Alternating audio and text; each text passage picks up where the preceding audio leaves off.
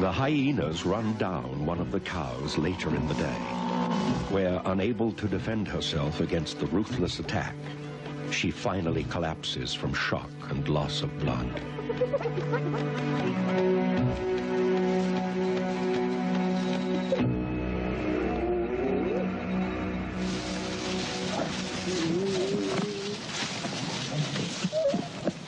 Nowhere else in Africa is the rivalry between lion and hyena as intense as on the plains of Sabuti. And when Myomi's pride arrives, attracted by the noise of the kill, they are swiftly chased and attacked by the blood-crazed clan.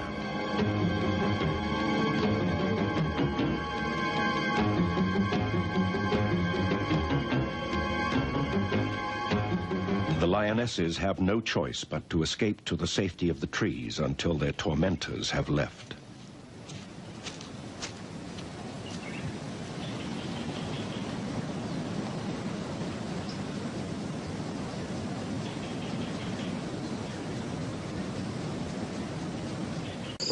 This is when the hyenas are at their boldest, and if the pride is not accompanied by protective males, the clan shows no fear, rushing in at the kill to snatch a hard-earned meal from the midst of the pride.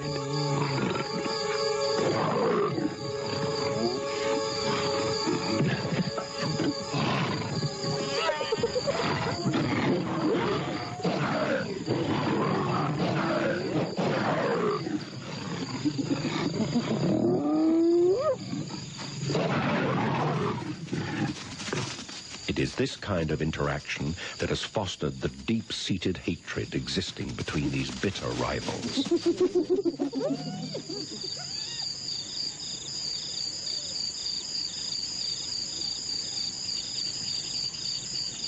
The lions continue bouts of feeding through the night.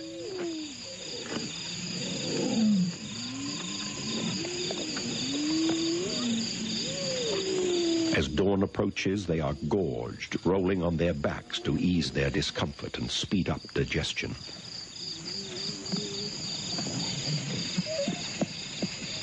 The hyenas have begun to gather in numbers now, and still arrive from all directions.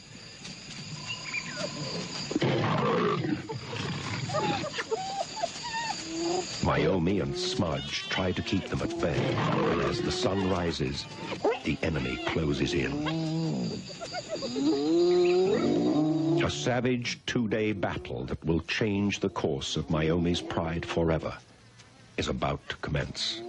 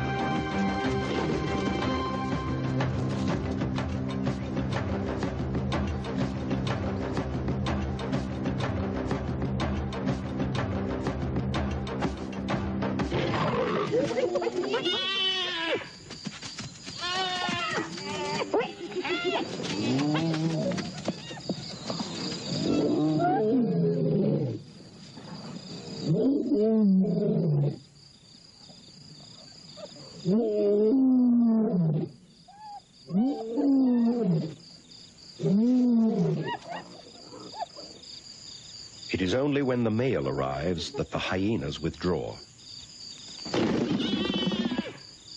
He has killed a young, inexperienced hyena on the outskirts of the skirmish, and he shakes his victim with anger and frustration.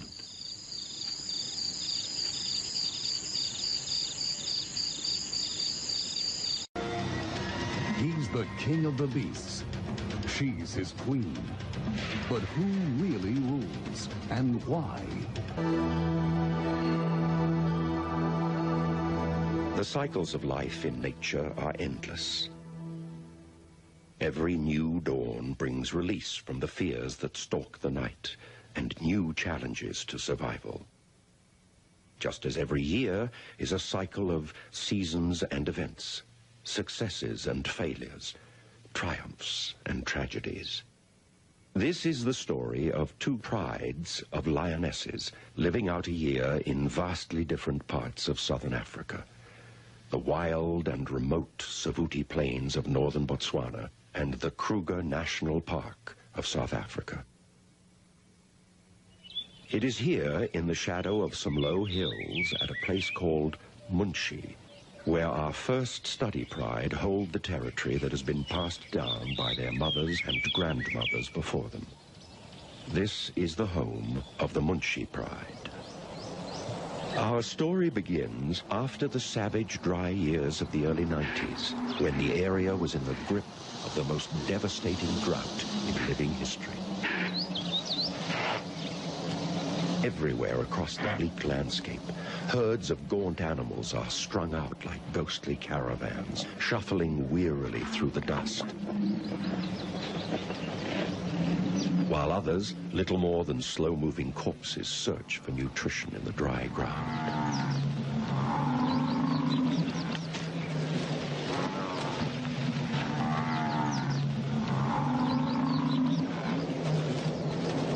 The few remaining water holes have dried to muddy patches of rank-smelling sludge containing little or no surface water. Food stocks are almost at an end.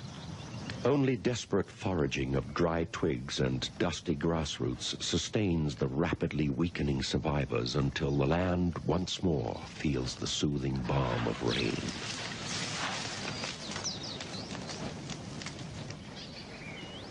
In this desert-like valley is a small collection of pools fed by underground wells, and it is here that the females of the Munshi pride have taken up residence during the drought.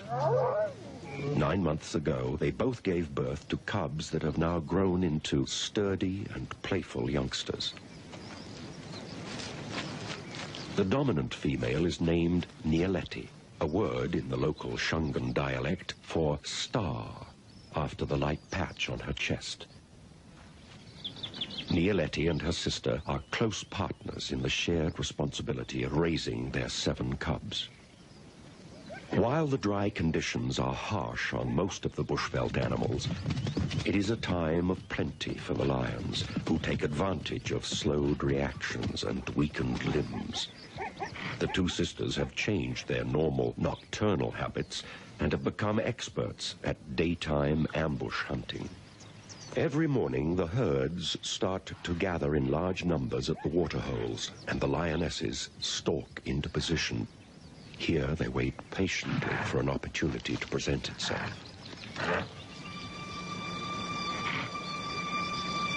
Sensing the right moment to strike, Nieleti eases forward, eyes fixed on an unwary victim, muscles bunched and ready to spring. A sharp alarm call betrays the lion's presence before they break cover.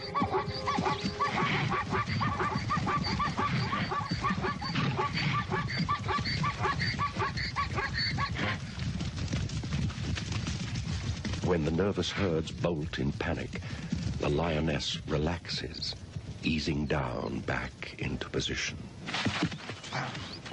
When the charge does come, the hunters will still miss 9 times out of 10, but the small amount of energy used with each attempt allows many more chances to force the error from already weakened prey.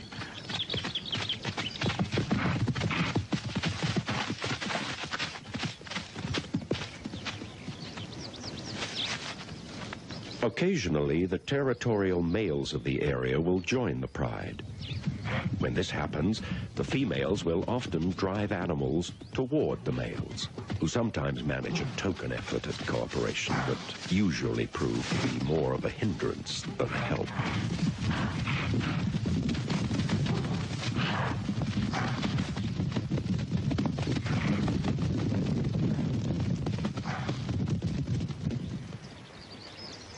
These two huge lions are the fathers of the Munchi Pride cubs. On their regular visits, they pay close attention to the scent marks left by the lionesses, gleaning information on the sexual condition of their mates.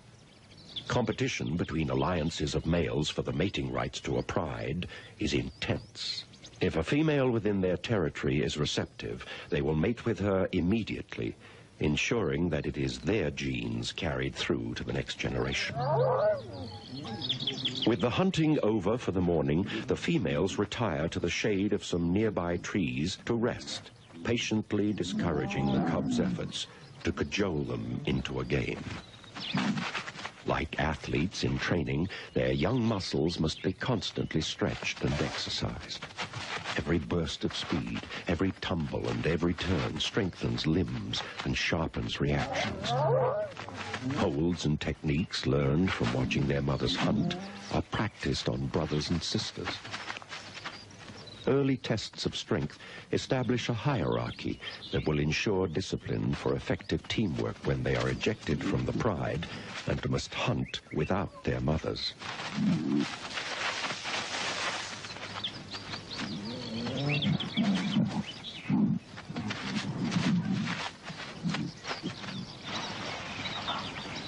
During the course of the day, the waterholes are visited by elephants, one of the few animals that the lion's presence does not deter.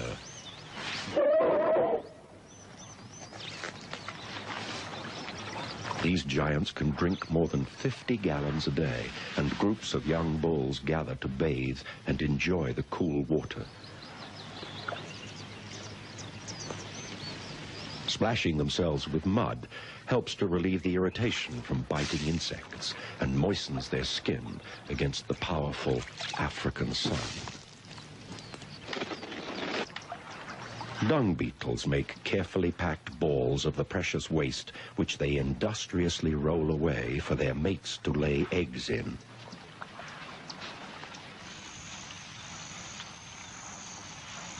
Through the evening and into the night, peace reigns at the waterhole.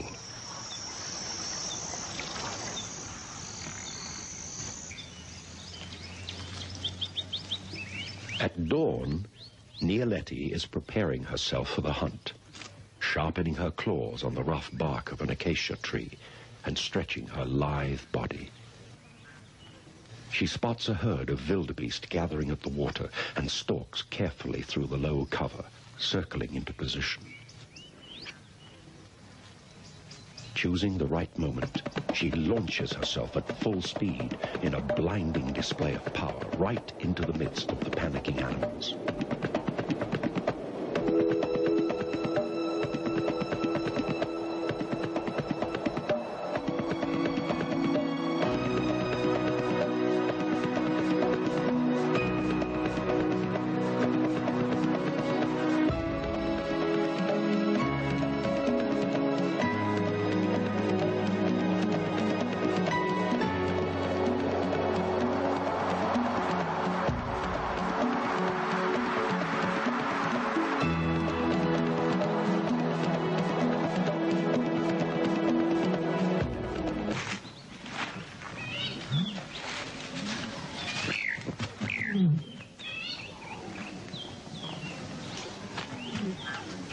When feeding begins, it is fast and furious.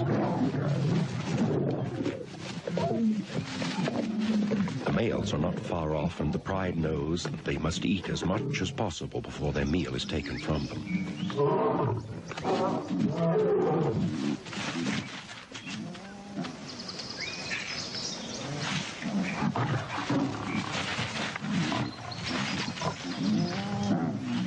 This is the price the family pays for protection of the youngsters who would be killed or chased off if new males should take over the pride.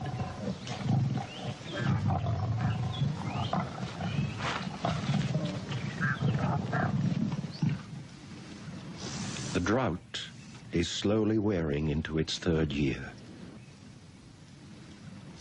Herds of animals are spending most of their day around the waterholes now, waiting listlessly in the meager shade of bare trees until the cool of evening when they will drink. They are not moving away to feed anymore. Energy is too precious to be wasted in fruitless searching. If the rains don't arrive, the survivors that have made it this far in the cruel heat will no longer be able to carry on.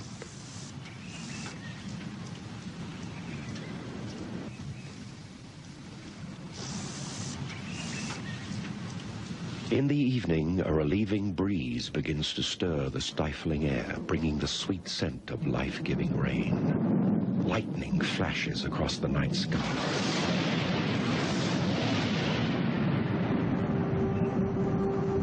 Every day, the storms on the horizon move closer until heavy drops begin to fall on the dry ground.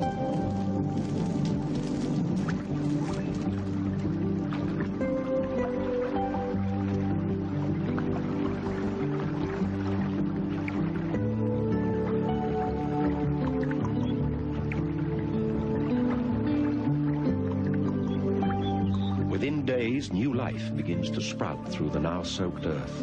And 2 months later, once dry riverbeds have swollen to muddy torrents, rolling through green riverine forest.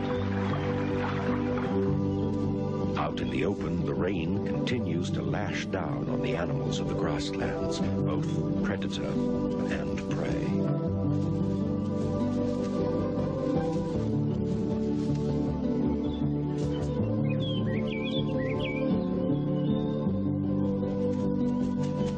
The regeneration of this once barren land is remarkable. Herds are beginning to gather again, and on the plains, the miracle of new life is taking place.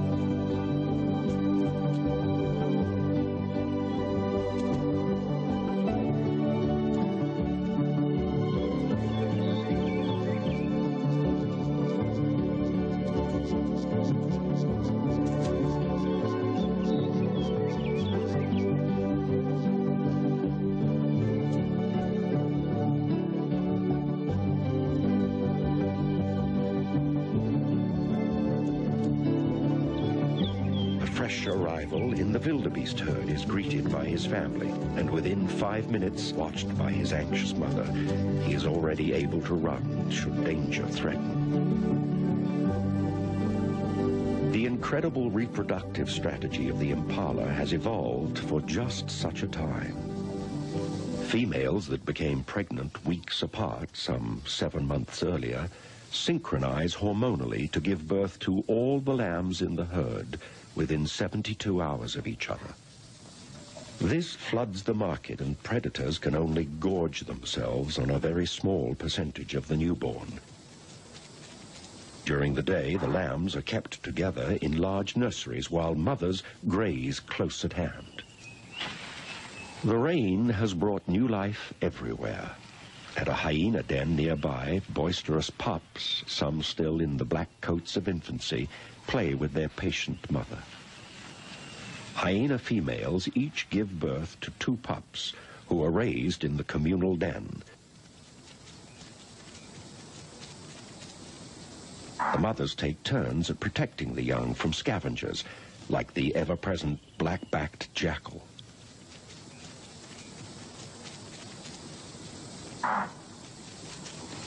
These sharp-eyed hunters live mostly off rodents and insects, but are alert for any unguarded morsel that may come their way.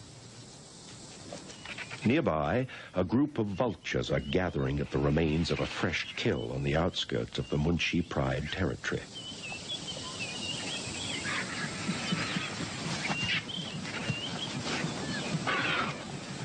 Two pairs of huge lappet-faced vultures, the largest of all African birds of prey, squabble viciously in a battle for dominance over the meager remains of a small impala.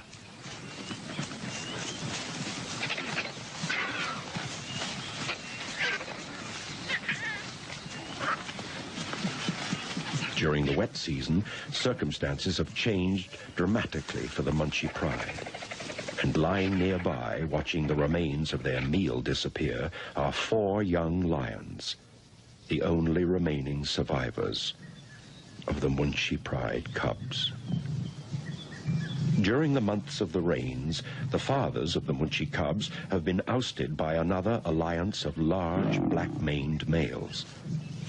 The newcomers have killed 3 of the cubs and chased the rest out of their home territory. Nialeti and her sister have come back into Estrus, and the new king begins his own era in this ancient bloodline.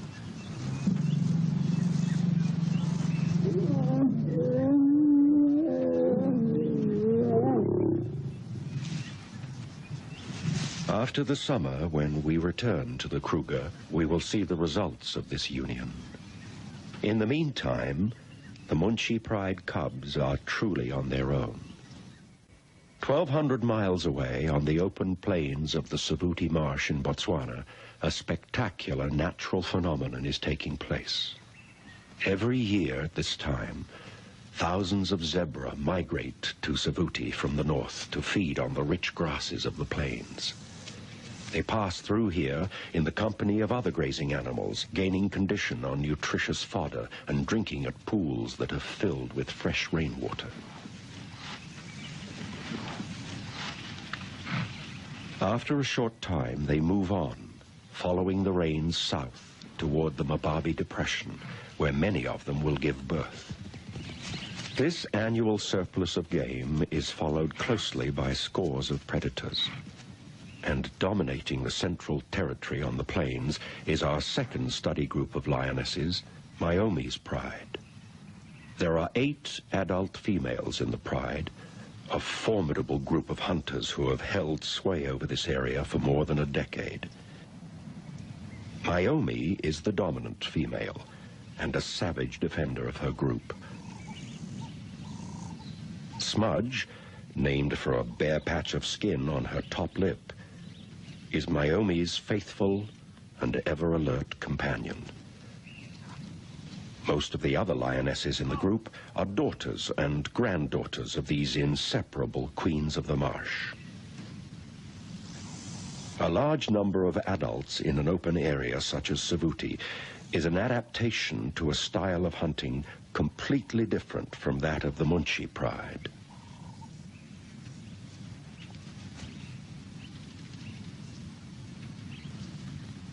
After spending the whole day asleep in the mopani bushes surrounding the marsh, they slowly get moving in the early evening. Stretching and yawning loosens muscles in limbs and jaws as they languidly prepare for the night's hunt.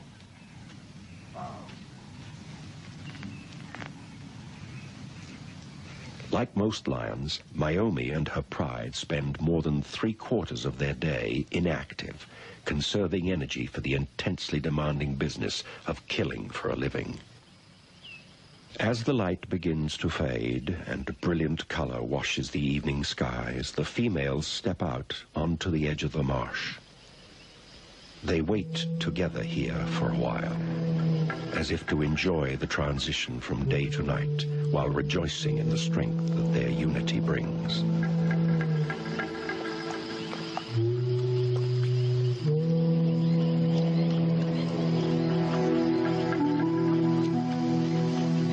Setting off into the dark, they move like a single unit, communicating by subtleties of body language learned from years of hunting together every night. They stop frequently, relying on acute hearing to locate zebra moving on the marsh. Splitting up and melting into the darkness, the pride surrounds and closes in on the herd.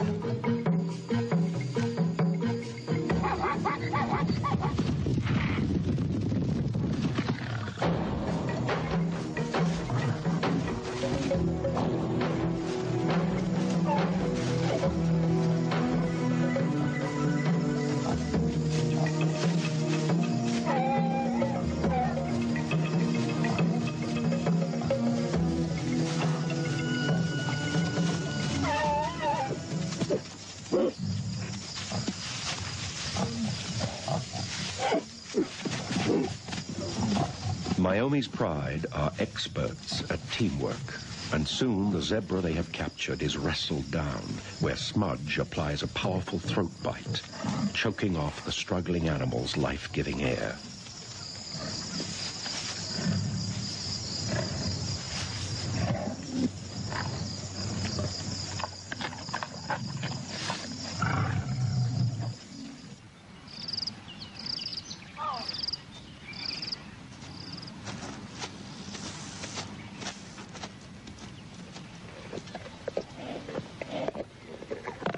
With sunrise in the morning, the feast is almost ended. Like most large predators, lions gorge themselves when meat is plentiful. This behavior allows them to go days without feeding if necessary. But a hugely distended stomach is uncomfortable to live with and makes breathing very difficult.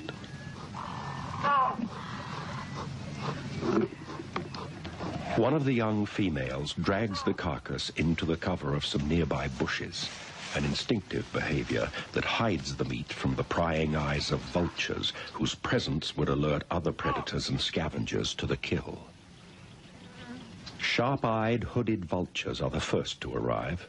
They are small enough to fly early in the morning without the aid of thermals that lift larger birds into the air later in the day. Although they get sufficient moisture from the blood of their victims, lions will often leave a kill if there is water nearby. Myomi, easily identified by her missing black tail tuft, arrives at the water and takes a long, cool drink to wash down another huge meal during this time of plenty.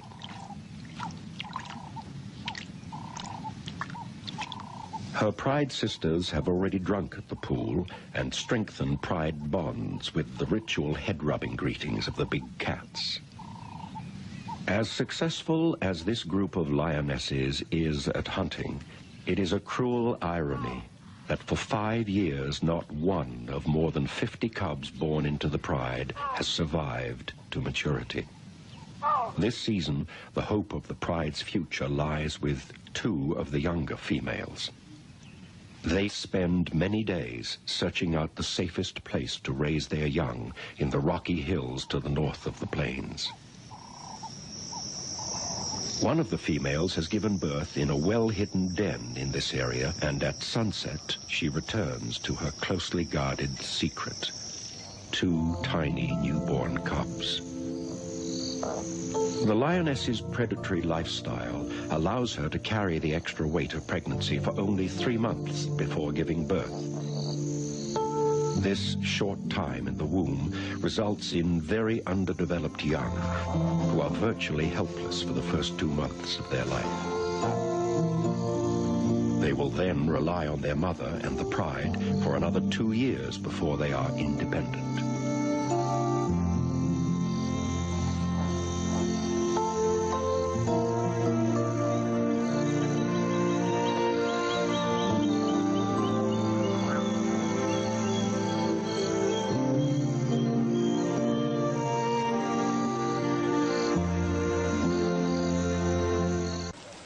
The lioness is a gentle and patient mother, spending hours suckling and cleaning or just quietly watching over her babies. If danger threatens, she will defend them savagely, but there are times when she must leave and join the pride to feed.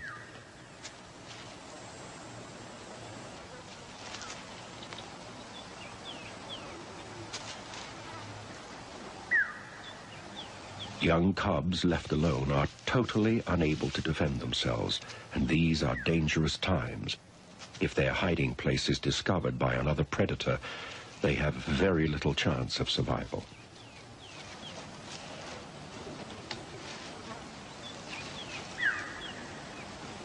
The other female has 4 older cubs who are ready to meet the rest of their family. The trip into the outside world is filled with adventure, and like all young cats, they are highly inquisitive and playful. The rest of the pride has been feeding on a giraffe kill for 2 days when the newcomers arrive. It is a perfect opportunity for the cubs to meet their relatives and begin their education in life with the pride. They are thoroughly investigated by their aunts and soon learn who will play and who should not be irritated.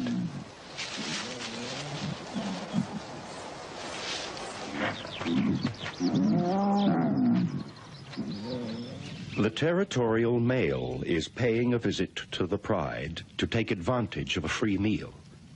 This is the first time he has seen his offspring, and despite their efforts to gain his attention, it is obvious that he is not impressed.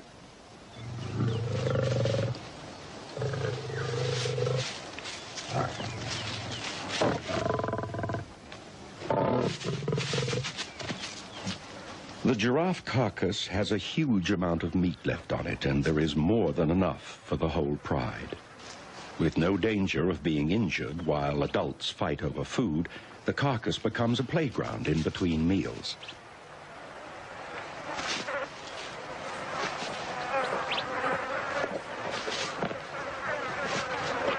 Meat in such abundance is a novelty, and play and feeding carry on through the night.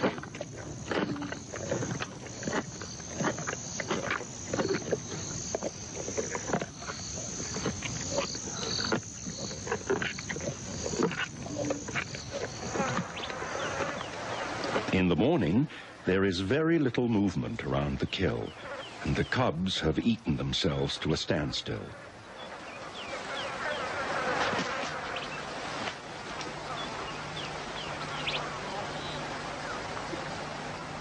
At smaller kills, the competition for food is violent and dangerous for cubs.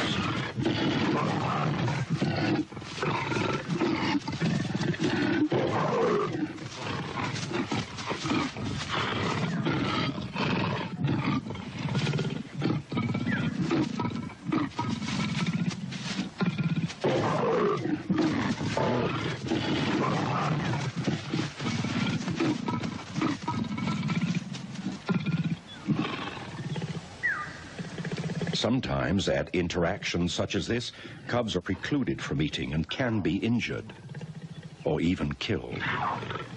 This experience will help them survive during feeding with the pride, but they have yet to encounter the greatest danger to their young lives, for stalking the plains of Savuti is another of Africa's most fearsome and efficient predators, the spotted hyena.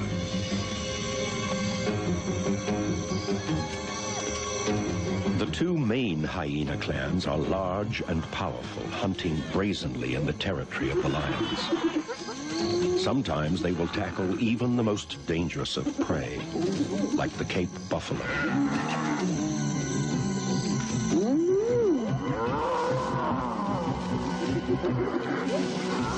The hyenas run down one of the cows later in the day, where, unable to defend herself against the ruthless attack, she finally collapses from shock and loss of blood.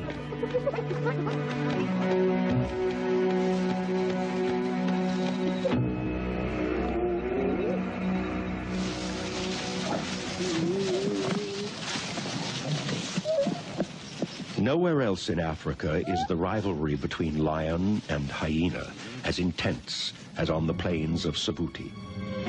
And when Myomi's pride arrives, attracted by the noise of the kill, they are swiftly chased and attacked by the blood-crazed clan.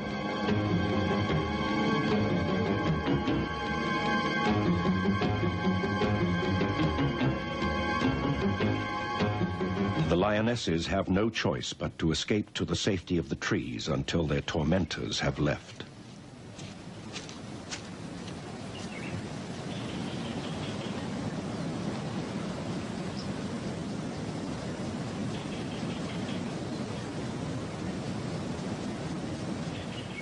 In the months after the large herds have left Savuti, the plains dry out, and food is harder to find for the animals that remain.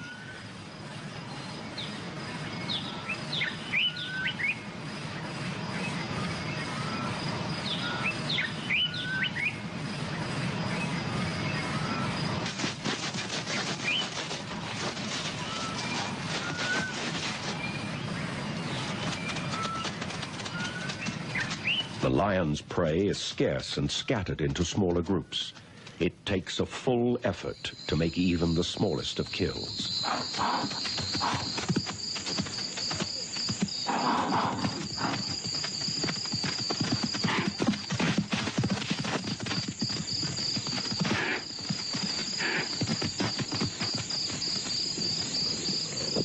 This is when the hyenas are at their boldest, and if the pride is not accompanied by protective males, the clan shows no fear, rushing in at the kill to snatch a hard-earned meal from the midst of the pride.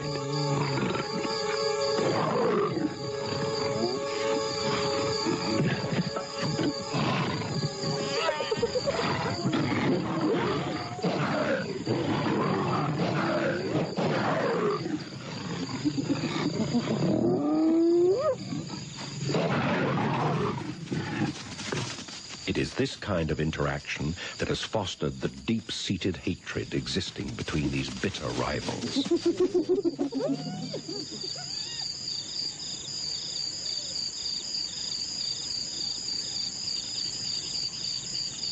At this time of year, every sunset brings a possibility of violent confrontation in the dark of the night. One evening, we find the females leading their young across the middle of the open plains. It is obvious from the blood on the lionesses' faces that the cubs are being taken to a fresh kill. They have caught a large male giraffe, a great prize for these lean times. As the pride settles down to feed, Smudge watches over the family. But there are others living on the marsh who also need food, and it is not long before sinister shapes begin to gather on the fringes of the darkness surrounding the kill. The cubs' presence here now places them in mortal danger. The lions continue bouts of feeding through the night.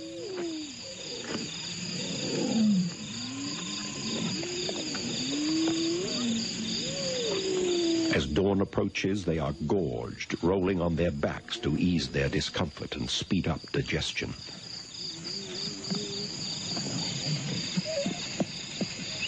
The hyenas have begun to gather in numbers now, and still arrive from all directions.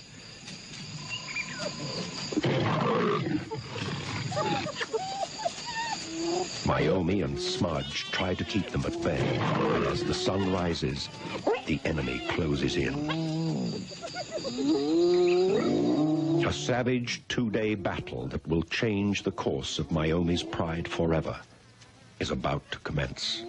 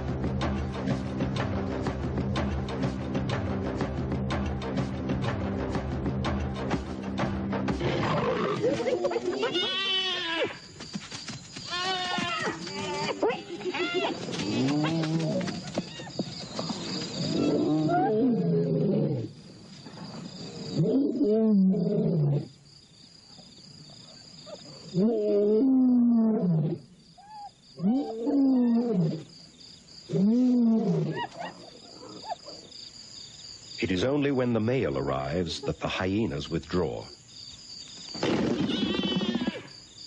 He has killed a young, inexperienced hyena on the outskirts of the skirmish, and he shakes his victim with anger and frustration.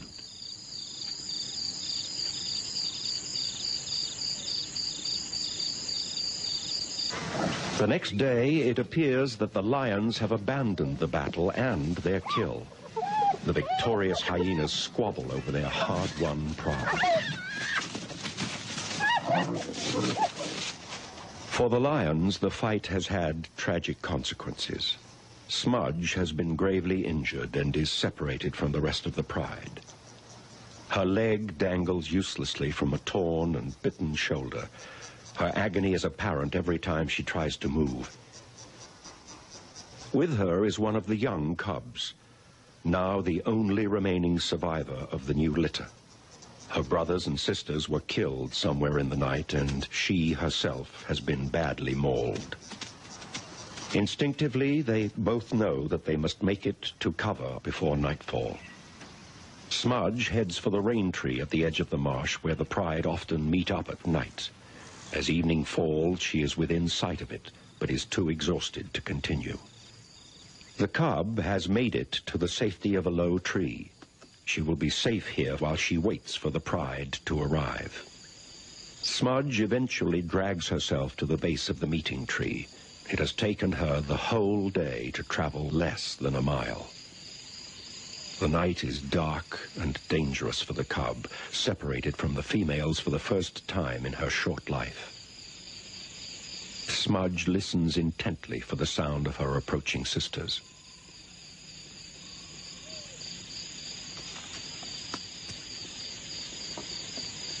When the rest of the pride arrive, silently emerging from the night, Smudge is overjoyed.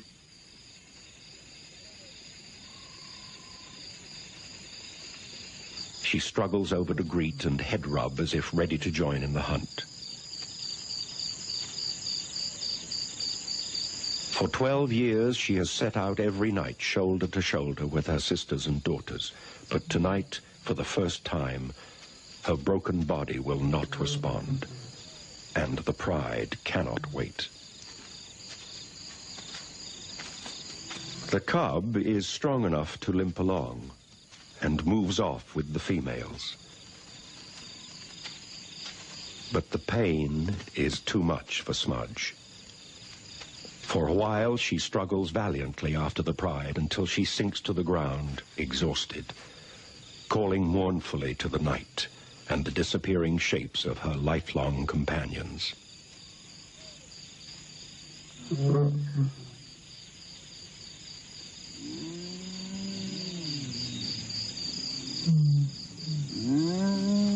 Fate has dealt her a bitter blow.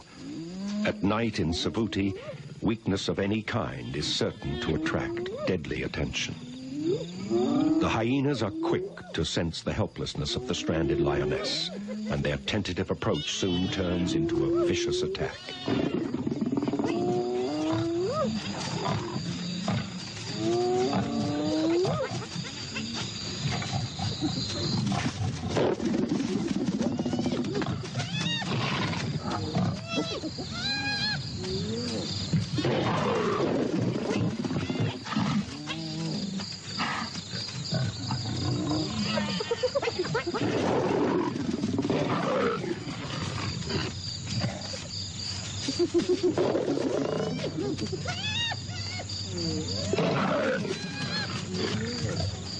The attack is suddenly broken off as the calls of more hyenas come from the marsh.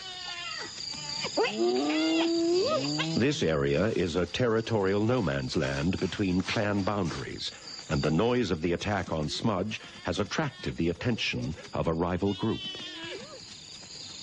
Within minutes, the full might of both clans has joined the fray on the open plain in a frenzy of scent marking and running skirmishes.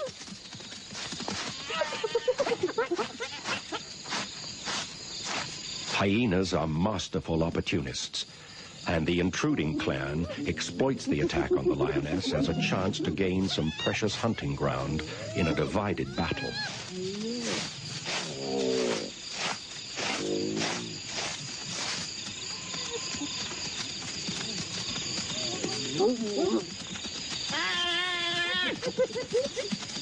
The attack on Smudge is forgotten, and she will live through another painful night. At dawn, with a last supreme effort, Smudge struggles to within sight of her family, who again move away from her. This is the last time she will ever see them.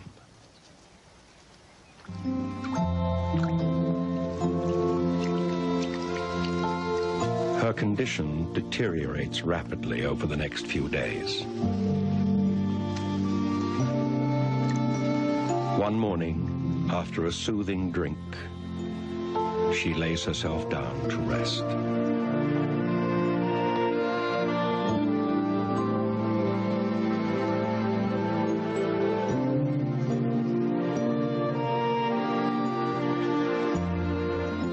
The magnificent life of a queen of the plains is drawing to a close.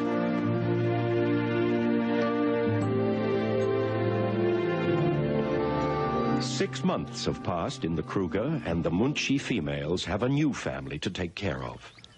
2 new sets of cubs have been produced as a result of the Pride takeover.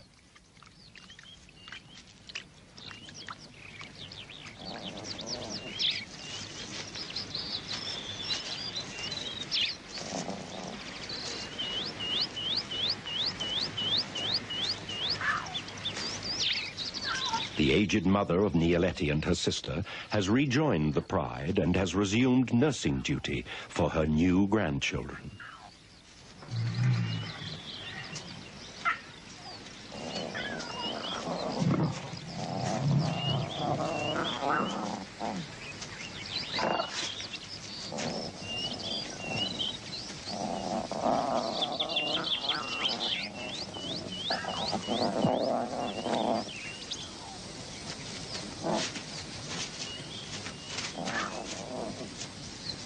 The remaining youngsters from the original litter are almost fully grown and are learning to fend for themselves quite well. A lot of their food is still gathered from scavenging, and even the tattered remains of a leopard kill high in a tree are worth the concerted effort to recover. Adult lions are too heavy to climb, but these youngsters, driven by hunger, have no problem getting up to the kill. When the time comes to find a way back down to the ground, the haughty, regal bearing of the princess crumbles, giving way to a very unladylike scramble.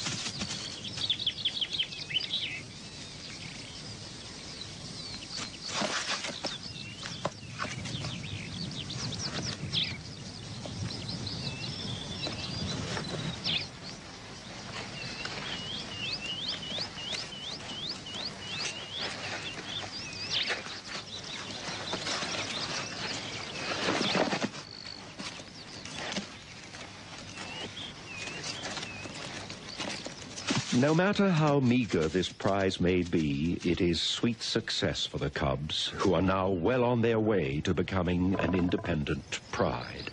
And it is not long before the youngsters are able to kill for themselves.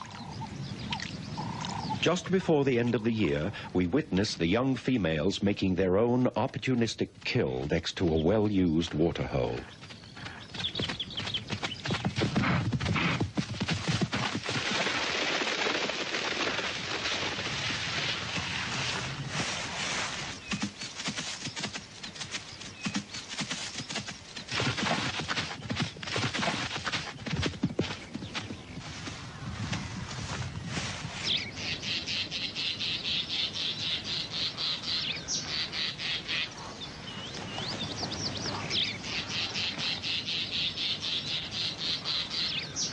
The survival of these cubs represents success in another of the complex cycles of nature. The Munchi Pride has assured that the genes of their ancestors will be represented in this area by another generation. For Myomi's Pride in Savuti, It has been a hard year. The loss of Smudge has reduced the strength of the pride, but nature has provided a balance for her death. The remaining female cub is the first youngster to survive in this pride for nearly 7 years. She is by no means out of danger and must grow up without brothers and sisters, but she